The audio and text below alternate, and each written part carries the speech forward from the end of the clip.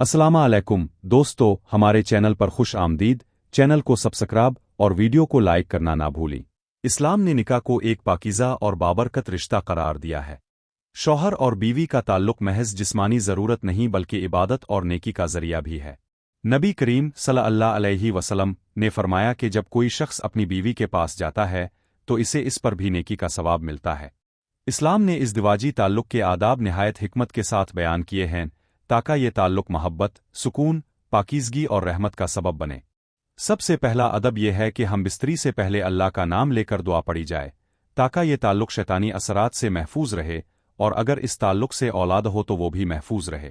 ये दुआ नबी करीम सल्लल्लाहु अलैहि वसल्लम ने सिखाई है और इस पर अमल संत है।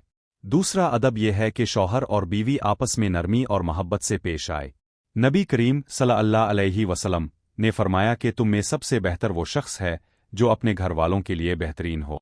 ताल्लुक से पहले मोहब्बत भरी बातें और कुर्बत पैदा करना संत के मुताबिक है। इससे ताल्लुक सिर्फ जिस्मानी नहीं रहता बल्कि जज्बाती और रूहानी तौर पर भी मजबूत होता है। तीसरा अदब पर्दे और राजदारी का है। शौहर और बीवी का ताल्लुक मुकम्मल तन्हाई और इज्जत के साथ होना चाहिए। किसी तीसरे शख्स के सामने इसके सामने जिक्र करना, इस ताल्लुक की तफसीलात बयान करना सख्त मना है।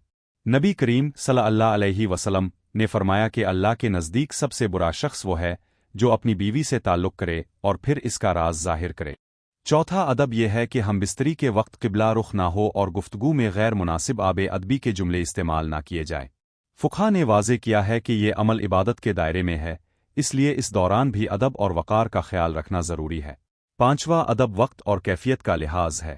أربي بمرو توائي ورضامند نو تو زبردسة تعلق قائم رنن جائز। नबी करीम सल्लल्लाहु अलैहि वसल्लम ने ताकीद फरमाई के ताल्लुक में जल्दबाजी ना की जाए। ताल्लुक बाहमी रज़ा, नरमी और सुकून से होना चाहिए, ना कि सख्ती जबर से। इस्लाम ने ताल्लुक को फितरी तरीके से जायज़ करार दिया है लेकिन हराम तरीकों से मना फरमाया है। नबी करीम सल्लल्लाहु अलैहि वसल्लम ने इरशाद फरमाया कि अपनी बीवियों के पास जैसे चाहो आओ मगर पिछली जानिब से ताल्लुक कायम ना करो। इससे वाज़े होता है कि सिर्फ फितरी तरीका ही जायज़ है। बीवी के आमन हैज़ यानी माहवारी के दौरान हम बिस्तरी हराम है।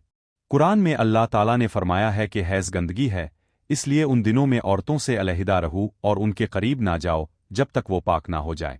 इसी तरह बच्चे की पैदाइश के बाद नफास के दिनों में भी ताल्लुक जायज़ नहीं। जब औरत पाक हो जाए और गुस्ल कर ले तब दोबारा ताल्लुक कायम किया जा सकता है। हम बिस्तरी के बाद गुस्ल जनाबत फ़र्ज है। नबी करीम सल्लल्लाहु अलैहि वसल्लम ने फरमाया कि जब शौहर और बीवी का ताल्लुक हो जाए और जिस्म आपस में मिल जाए तो गुस्ल वाजिब हो जाता है, चाहे अंजाल हो ना हो। गुस्ल का तरीका यह है कि पहले हाथ धोए जाए, फिर वुज़ू किया जाए, फिर सर पर पानी डाला जाए और आखिर में पूरे जिस्म पर 3 बार पानी बहाया जाए। اگر فوران غسلن کیا جا سکت تو کم از کم وضو کر لینا سند۔ नबी करीम सल्लल्लाहु अलैहि वसल्लम ने फरमाया कि अगर कोई शख्स अपनी बीवी के पास जाए और दोबारा हम बिस्तरी का इरादा करे तो दरमियान में वुज़ू कर लेना बेहतर है। इससे सफाई और ताजगी हासिल होती है। इज़दिवाजी ताल्लुक के बाद एक ही बिस्तर कंबल पर मोहब्बत और कुर्बत के साथ वक्त गुजारना भी संत है। नबी करीम सल्लल्लाहु अलैहि वसल्लम अपनी अज़वाज के साथ ताल्लुक के बाद बैठते, बातें करते और मोहब्बत का इजहार फरमाते थे। इससे मियाँ बीवी का रिश्ता मजबूत होता है और एतिमाद में इजाफा होता है।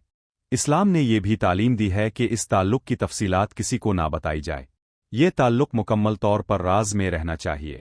नबी करीम सल्लल्लाहु अलैहि वसल्लम ने फरमाया कि क़यामत के दिन अल्लाह के नज़दीक सबसे बुरा शख्स वो होगा जो अपनी बीवी से ताल्लुक करे और फिर इसका राज जाहिर करे। ये भी याद रखना चाहिए कि इज़दिवाजी ताल्लुक का मकसद सिर्फ ख्वाहिश पूरी करना नहीं बल्कि मोहब्बत, इफ़्फ़त, नस्ल इंसानी का तसलसल और इबादत है। नबी करीम सल्लल्लाहु अलैहि वसल्लम ने फरमाया कि अगर इस ताल्लुक से औलाद हो तो वो क़यामत के दिन नेकी और सदका का ज़रिया बनेगी। लिहाजा शौहर और बीवी को चाहिए कि वो इस अमल को पाकीज़ा नियत के साथ, संत के मुताबिक और बाहमी रज़ामंदी के साथ अंजाम दे।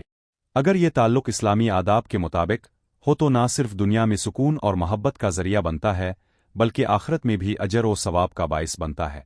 अल्लाह ताला हम सबको अपनी ज़िंदगी के हर मामले में संत नबवी पर अमल करने की तौफ़ीक़ अता फ़रमाए। آمين।